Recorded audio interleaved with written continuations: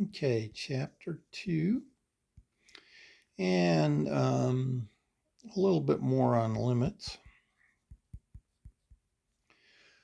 Here, mostly I just want you to gain an appreciation, partly for how much harder limits are when you go up in number of variables.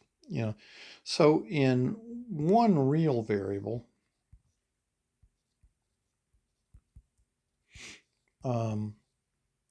remember that we had to check, so as we came in this way, so if this is x0, we needed to look at the limit as x approached x0 from the left of, f of x. And we also needed to look at the limit as x approached x0 from the right. And those two things had to be equal. And, so we saw in calculus 1 that, it may be that you come in from the left and you get one answer, and you come in from the right, you get a different answer. Yeah. Now, what we never really looked at in calculus 1 was any weird things where it depended on how you came in from the left. So for instance, if you came in sort of taking half the distance each time, might you get a different answer than if you came in using a third of the distance each time. And actually I could define something for which that was the case, that you would get different answers depending on how you came in. Well, that's something we didn't really talk about in calculus 1.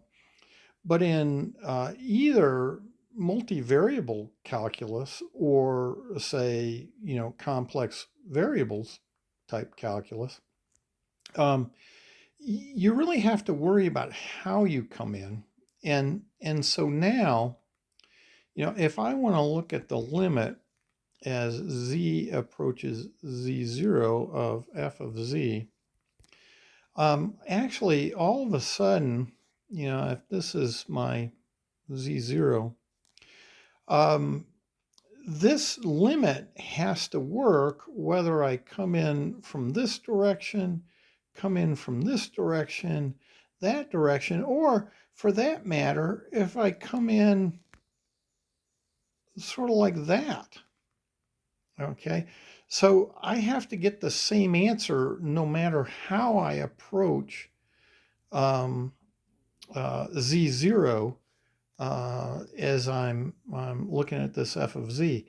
And because of that, actually, it can be quite difficult at times to determine, in particular, that the limit does not exist, because it maybe is hard to use the basic definition, but then you just sort of look at some of the intuitive notions, and really they're based on theorems that we've used, like in calculus 1, like the algebra of limits, that I can just add limits and that kind of thing.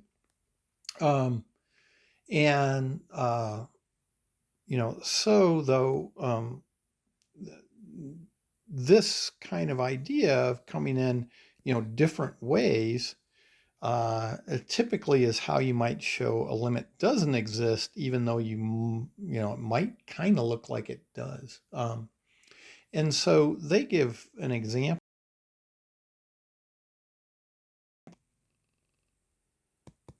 There we go. Quit writing there for a minute.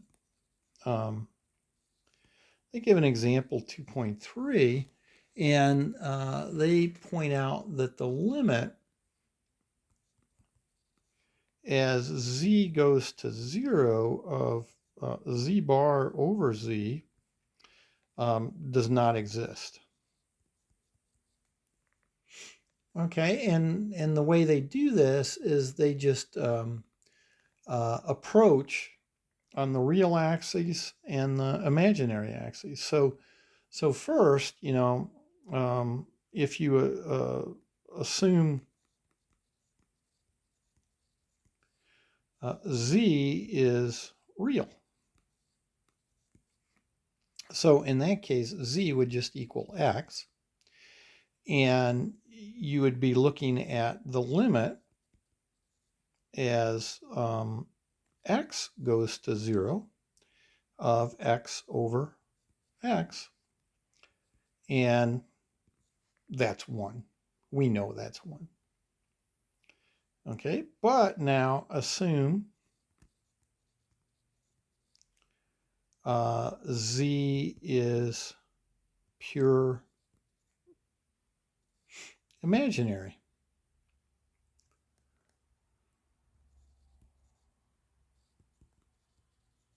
Okay, so in that case, z is equal to iy, and z bar is equal to negative iy.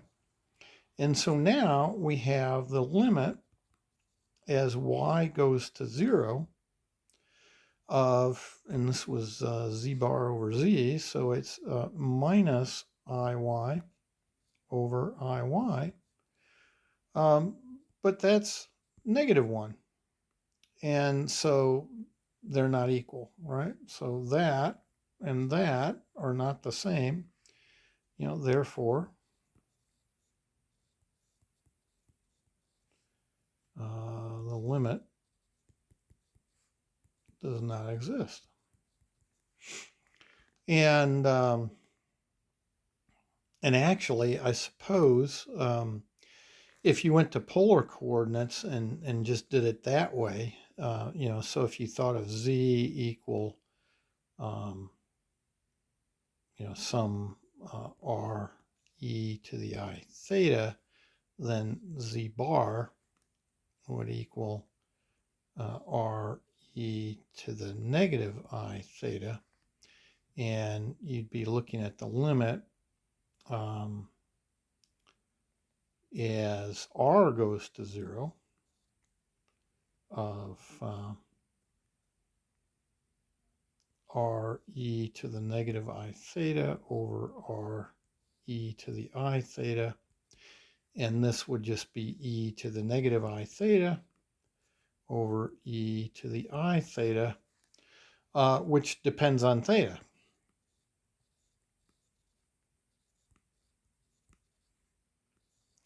Which is kind of what we found already, right? If theta was 0, or pi over 2, or sorry, not pi over 2, or pi, if theta was pi or 0, we had this situation. If theta was pi over 2 or 3 pi over 2, we had this situation. And we got different numbers, so we see that, this is going to give us different numbers depending on what we choose for theta. And so, that's a problem. So the limit does not exist. Okay. And so, we would just like you to kind of have that appreciation that, we do have to worry about when we're talking about limits. We have to worry greatly about how we end up approaching that point, and that if the limit is going to exist, then the answer cannot be dependent upon how we travel into the point. And so that's something that you just don't tend to appreciate until you get to more variables. So either multivariate calculus or something like complex numbers. All right, so there we go.